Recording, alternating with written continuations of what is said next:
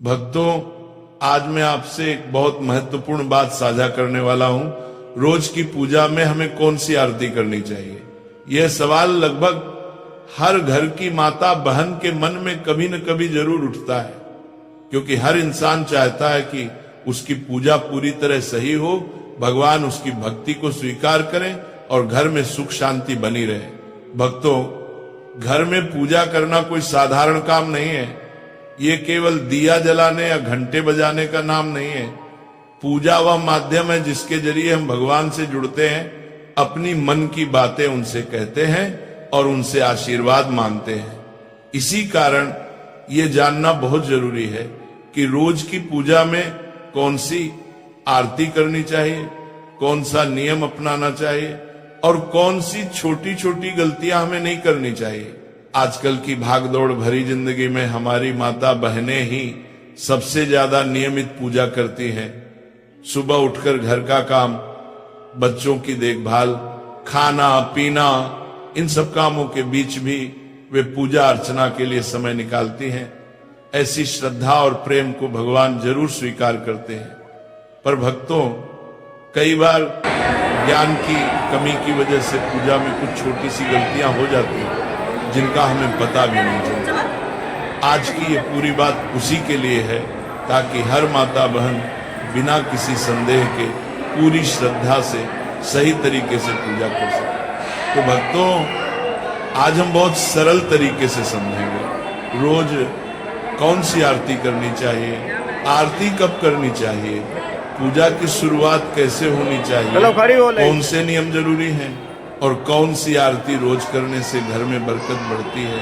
भक्तों, हर घर में पूजा का स्थान बहुत पवित्र होता है। ये घर का वो कोना है जहां भगवान रोज बैठकर आपकी प्रार्थनाएं सुनते हैं। जिन घरों में सुबह शाम भगवान के सामने धूप दीप जलता है, आरती होती है, वहां के आधे से ज्यादा कष्ट और बाधाएं वैसे ही दूर होने लगती है, क्योंकि जहां रोज भगवान का स्मरण होता है वहां नकारात्मकता टिक ही नहीं सकती। इसीलिए पहला और सबसे जरूरी नियम है, पूजा जितनी जल्दी हो सके सुबह के समय कर लेनी चाहिए। सुबह का समय सबसे पवित्र माना जाता है। वातावरण शांत रहता है और मन भी स्थिर होता है।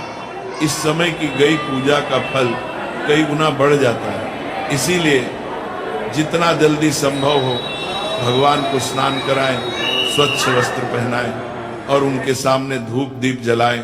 भक्तों, अधिकतर घरों में माता बहनें ही नित्य पूजन करती हैं। वे सबसे पहले उठती हैं, घर को साफ करती हैं और फिर पूजा में बैठती हैं। ये बहुत बड़ा पुण्य है। भगवान ऐसे घरों पर अपनी विशेष कृपा बरसाते हैं जहां महिलाएं स्वयं प्रेम से पूजा करती हैं। पर यह भी जरूरी है कि पूजा के सही क्रम और सही आरती का ज्ञान हो, ताकि पूजा पूर्ण मानी जाए। अब भक्तों, आगे हम विस्तार से समझेंगे प्रतिदिन की पूजा में कौन सी आरती करनी चाहिए और क्यों करनी चाहिए, ताकि भगवान प्रसन्न हो और आपके घर में सुख शांति समृद्धि और मंगल का वास बना रहे। भक्तों, सबसे पहले इस बात को बहुत सरल तरीके से समझो कि घर में पूजा पाठ करना सिर्फ एक नियम नहीं होता, बल्कि ये हमारे घर की आत्मा को जगाने जैसा कार्य है। हर घर में माताएं और बहनें बहुत श्रद्धा से ये जिम्मेदारी निभाती हैं और कई घरों में पुरुष भी पूरी निष्ठा से भगवान की पूजा करते हैं।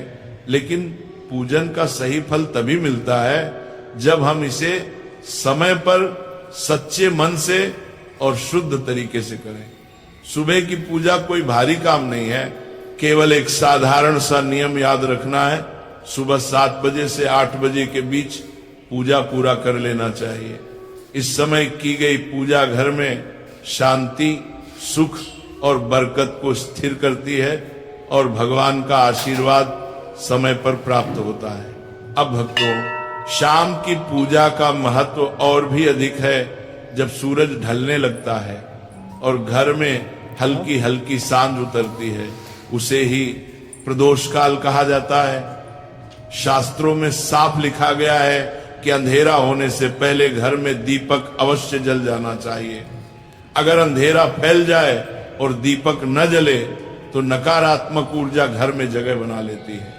लेकिन प्रदोष काल में मंदिर में और घर की चौखट पर दीपक जला देने से घर में देवताओं का आशीर्वाद स्थिर हो जाता है, कष्ट हल्के पड़ने लगते हैं और मन में एक अनोखी शांति उतर आती है। भक्तों, पूजा का दूसरा महत्वपूर्ण नियम है कि पूजा हमेशा स्नान करके और साफ कपड़े पहनकर ही करनी चाहिए।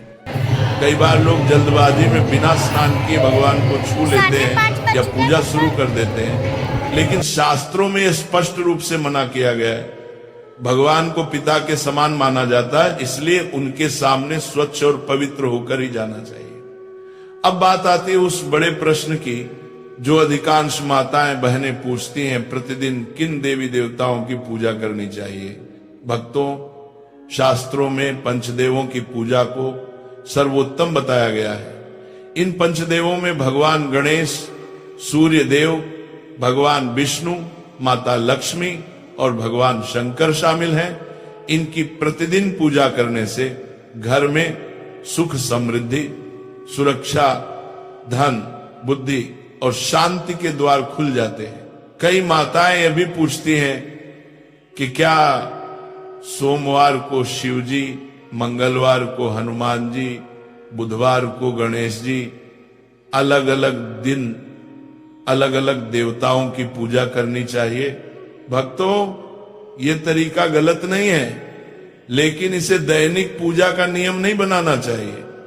अगर आपने कोई उपवास रखा, जैसे मंगलवार का, गुरुवार का या किसी अन्य दिन का, तो उस दिन उस देवता की विशेष पूजा कर सकते हैं, लेकिन नियमित दैनिक पूजा में पंचदेव की उपासना ही करनी चाहिए और इनमें भी भगवान गणेश और सूर्य देव की पूजा सबसे पहले करना अनिवार्य माना गया है। भक्तों, एक और आम सवाल है।